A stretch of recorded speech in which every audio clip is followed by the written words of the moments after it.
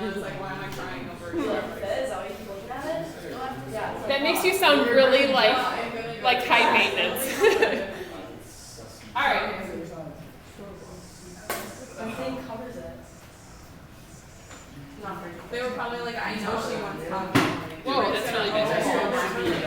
After she wants coffee. Yeah. Just what should be exposed to. Okay. I even put my number cards in cards, so why would Yeah, that's why. That's why. I was see it. Dude, yeah, it's only you that All right. I'm looking.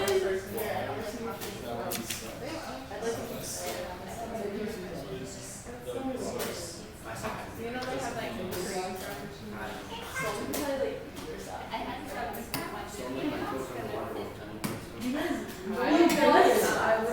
Okay, guys.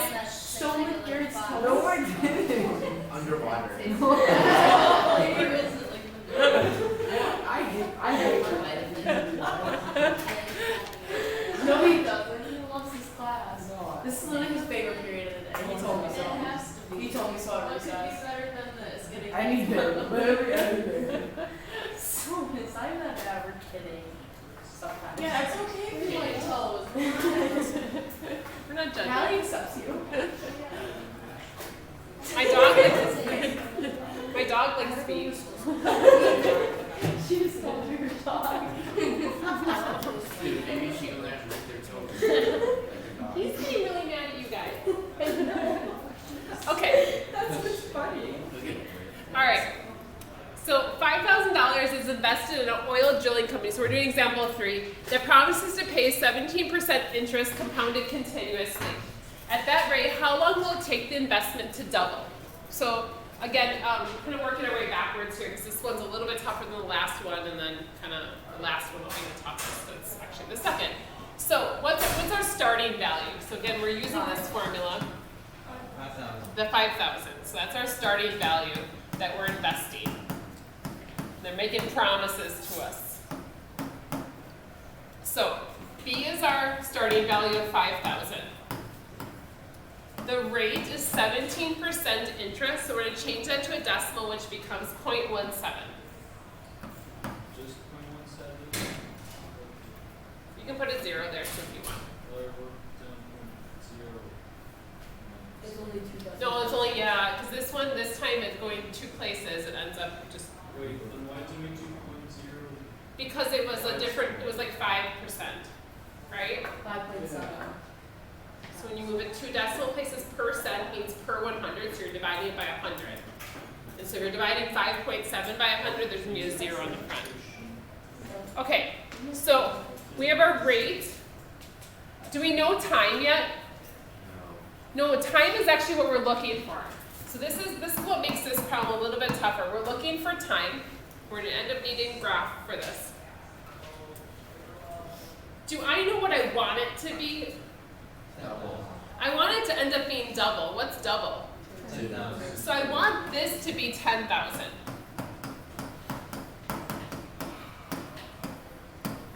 So what we're going to do is we're going to put all this in and we're going to solve this equation as much as we can and then see if we can use the graph to help us.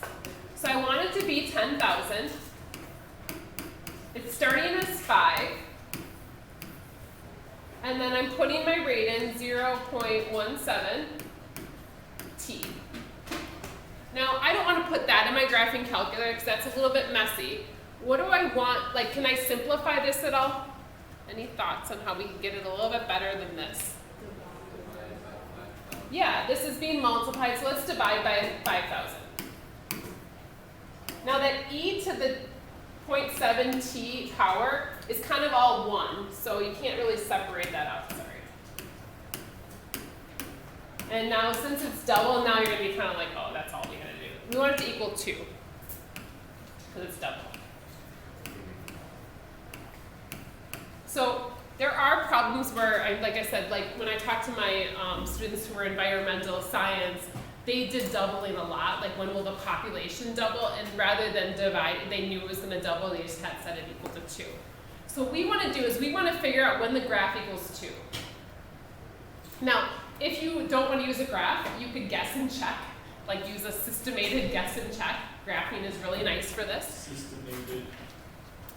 So we're gonna take this and put it into our equation and figure out when the equation equals 2, or put it into our graph. So,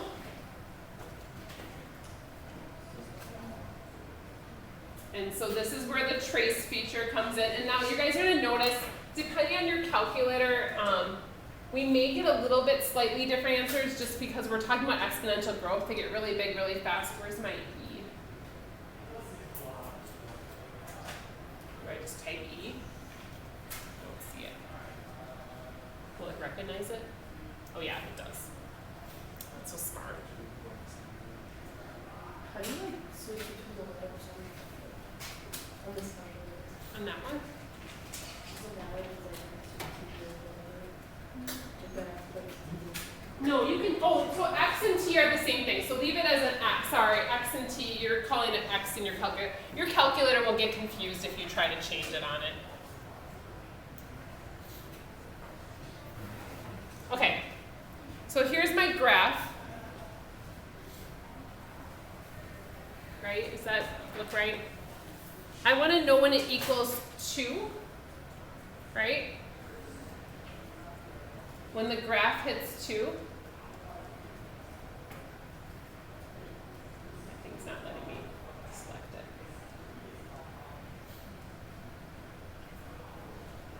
I feel like sometimes it likes it when I do this and then other times I don't know. I can't get it to work on mine. But so on your trace, where does it hit 2? Where does the y equal 2? 4.09. So a little after 4 years, right? So it would take about 4 years, 4.09, 4.1 years.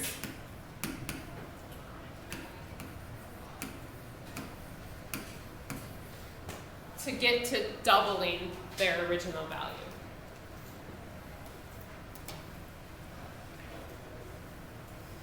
So the graph is nice because, I mean, I guess you could get, 4 is not a terrible number, so you could have guessed, you could have started with 1, 2, 3, 4, and then, oh, I'm pretty close already. So I mean, but the trace button works really nicely and you don't have to put a bunch of values. All right, let's finish up with this last one here. All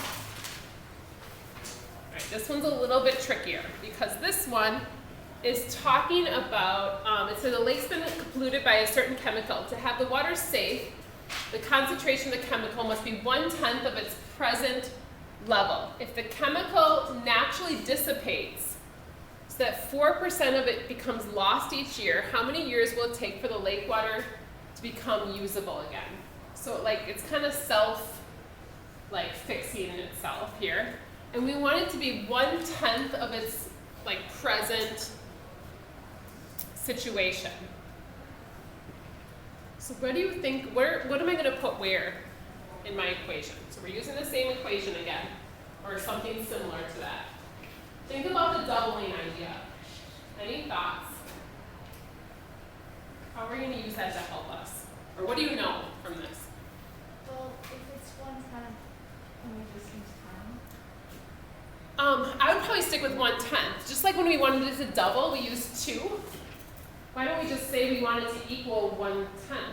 Like we don't know what it's starting at. We don't really know where we want to end. We just know we want to end 1/10 of the way from where we were. So let's just stick with that. Like if we were doubling, we want it to equal 2. We want it to be 1/10. Let's just have it be that. So the A and B we're kind of taking out of this. We want it to be 1/10 of the original. Now E, why is this one a little bit tougher with the rate? Any thoughts? It's decreasing. So what do we have to do with our rate? It's going to be a negative number. Instead of getting bigger, it's not getting worse every year, it's getting better, it's going down, that chemical is going down. So we're going to use a negative graph. And so your graph should be getting smaller because that chemical should be getting better and better each year. So it's negative point, now this time again move it 2 places so there the 0 comes in. Now we want it to be 1/10. What is 1/10 as a decimal? 0.1. So we're looking for when does the graph equal 0.1. And I'm going to tell you guys right now, This one's gonna be slightly off depending on your calculator. Like, I'm hoping we're somewhere in the same ballpark, but it might be a little bit tougher. Just the estimation on the calculator when we're doing trace. Oh, 0.4. Oops.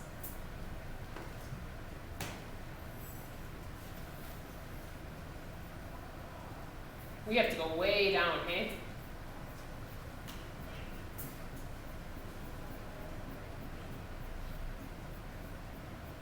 Is it in the 50s? Oh, 50. Yeah. About 56?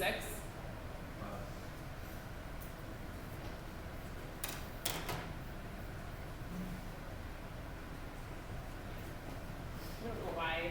I think it doesn't like the touch screen when I'm here. I'm able to do it like on my phone. So yeah, if you look, mine was about, you want it to be a tenth, so like 50,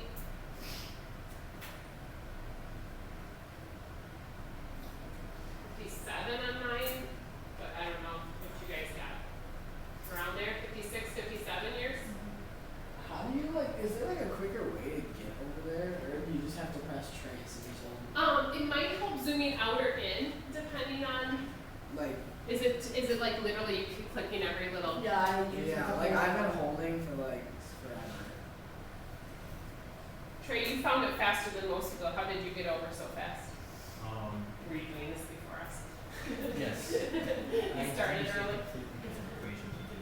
Oh, what'd you do? I did 100 times 0.96 squared. So I see those years and then. Oh, that's nice. So Trey totally went a different way with it. Like, rather than doing the 0.4, he used 0.96 because it's 0.96 as much as the previous year. Well, that's interesting. It works so that you got there faster that way. I might have to play around with it just because I've been using Desmos for it, so it's easy for me to shuffle along. Maybe try zooming out if you like. Try to zoom out and see if it. Just zoom 3, zoom out. See if it. Zoom a little faster now. I mean, you're there now, but is it bigger values now? No, still small. I don't know. I guess we'll have to play around with it, or I'll have numbers be smaller that you don't have to trace for like the rest of your life. I think that actually did work out. Did it? I would think zooming out would make the graph where it moves Yeah. over more at a time. Like, you feel like Also, that what was the answer for that? ends up being like 56, 57 years. Is that what you guys ended up with? And Trey, did you get the same thing with your 90.96? Yeah. Yeah, 57-ish years. And now, I mean, in the grand scheme of things, if we're talking about a lake being safe, I probably would err on the side of high. Like if I'm trying to talk about like holding like a triathlon in the lake, I probably would throw like a few hundred people in and expect them all to be safe. I'd probably wait for it to like kind of heal itself a little bit more. You know, so like just understanding like 56 to 57 years, that's a pretty long time. So if we're a little bit off, that's not the worst thing to have an error on there. Like hopefully we'd err on the side of caution. Okay? So kind of like, again, kind of like you guys getting used to using your calculator. Again, I highly implore that you guys start bringing one to class that you guys would be able to use on a test.